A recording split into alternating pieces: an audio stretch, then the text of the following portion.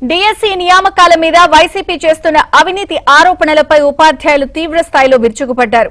గత వైసీపీ పాలనలో ఒక్క డిఎస్సి నోటిఫికేషన్ కూడా ఇవ్వకుండా నిరుద్యోగుల జీవితాలతో ఆడుకున్నారని ఆగ్రహం వ్యక్తం చేశారు. కూటమి ప్రభుత్వం అత్యంత పారదర్శకంగా నిర్వహించిన డిఎస్సిపై వైసీపీ నేతలు అబద్దాలు ప్రచారం చేయడం దారుణమని మండిపడ్డారు. శనివారం నిర్వహించబోయే చలో కర్నూలు కార్యక్రమాన్ని విజయవంతం చేయాలని పిలుపునిచ్చారు.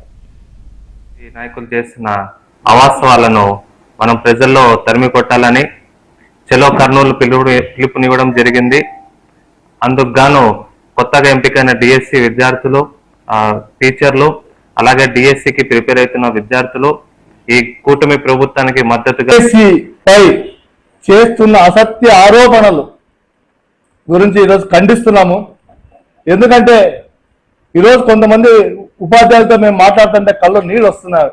ఒక అమ్మాయి చెప్తా ఉంది, ఒక టిఫిన్ తీసుకొచ్చి నలుగురు తిని ఒక్కొక్క ఇడ్లీ తిని మేము డిఎస్సి కష్టపడి మేము ఎగ్జామ్ పాస్ అయ్యాము, మాకు రైట్ టైంగా వచ్చింది జాబ్ అని చెప్తా అంటే ఈ వైసీపీ నాయకులకి ఇది కనపడడం లేదా అని అడుగుతున్నా. 2018 కాలంలో రోడ్ షోలో ఏం మాటిచ్చావు జగన్మోహన్ రెడ్డి?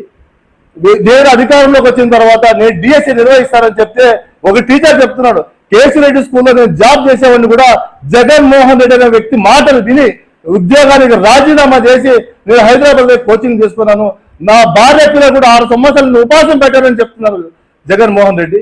తెలుగుదేశం ప్రభుత్వం, కూటమి ప్రభుత్వం అధికారంలోకి వచ్చిన తర్వాత తొలి సంతకం డిఎస్సి మీద పెట్టాలని మాట ఇచ్చిన ప్రభుత్వం కూటమి ప్రభుత్వం. ఓపెన్ గా చేసినా కూడా దీన్ని ఇంకా ఇది స్కామ్ అనడం ఇది కరెక్ట్ కాదు. మేము ఫార్మర్ ఫ్యామిలీ నుంచి వచ్చాము. ఈ రోజు మేము ఇట్లా ఉన్నామంటే చంద్రబాబు నాయుడు సార్ గారి వల్లే. 7 ఏళ్ళు వెయిట్ చేసిన తర్వాత డిఎస్సి నోటిఫికేషన్ వదిలారు. ఈ రోజు మేము జాబ్ తెచ్చుకొని స్పోర్ట్స్ లో ఏదో స్కామ్ జరిగింది అంటున్నారు. ఎటువంటి స్కామ్ జరగలేదు. మేము కూడా టెట్ రాసి క్వాలిఫై అయ్యి డిఎస్సిలో మేము కూడా రాసి ఏదో 0.5 లో మిస్ అయింటే ఈ స్పోర్ట్స్ కోటాలు వచ్చింటే తీసుకున్నాం తప్ప ఎటువంటి స్కామ్ లేదు, ఎటువంటి సర్టిఫికేట్ లో అమ్ముకోవడం ఎలాంటిది లేదు.